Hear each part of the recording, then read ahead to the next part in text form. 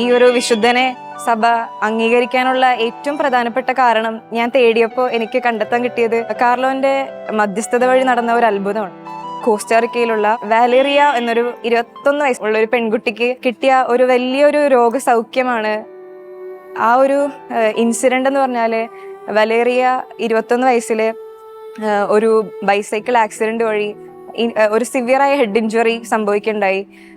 വലേറിയ ഭയങ്കര കോമയിലോട്ടൊക്കെ പോയ ആ ഒരു സിറ്റുവേഷനിൽ വലേറിയയുടെ അമ്മ ഒരു 6 ദിവസം ഈ ഒരു ആക്സിഡന്റ് നടന്ന് 6 ദിവസം കഴിഞ്ഞപ്പോഴേക്കും അസീസിയിൽ സ്ഥിതി ചെയ്യുന്ന കാർലോന്റെ ടോംബിൽ ചെന്ന് കാർലോന്റെ മധ്യസ്ഥത വഴി പ്രാർത്ഥിച്ചപ്പോൾ ആ ഒരു ദിവസം തന്നെ ഈ വലേറിയ എന്ന് പറഞ്ഞ പെൺകുട്ടിക്ക് അത്ഭുതകരമായ രോഗസൗഖ്യം ഇങ്ങനെ ഓരോ ദിവസം എത്തുന്തോറും ഇങ്ങനെ സംഭവിച്ചുകൊണ്ടിരിക്കുന്നതാണ് കാണാൻ കഴിഞ്ഞത്. മെഡിക്കലി ഡോക്ടേഴ്സിന് തന്നെ ഭയങ്കര അത്ഭുതകരമായ ഒരു രോഗസൗഖ്യമായിരുന്നു വലേറിയയുടേത്. മെയ് 24-ാം തീയതി ആയിരുന്നു ഈ ഒരു അത്ഭുതം പാപ്പ അംഗീകരിച്ചത്. പിന്നീട് 2020 ഫെബ്രുവരി 21-ന് പരിശുദ്ധ ഫ്രാൻസിസ് പാപ്പ കാർലോ അക്യൂറ്റസിനെ വാഴ്ത്തപ്പെട്ടവനായും 2025 സെപ്റ്റംബർ 7-ന് സെന്റ് പീറ്റേഴ്സ് സ്ക്വയറിൽ വെച്ച് പരിശുദ്ധ ലയോ 14-ാമൻ പാപ്പ കാർലോ അക്യൂറ്റസിനെ വിശുദ്ധനായും നാമകരണം ചെയ്തു.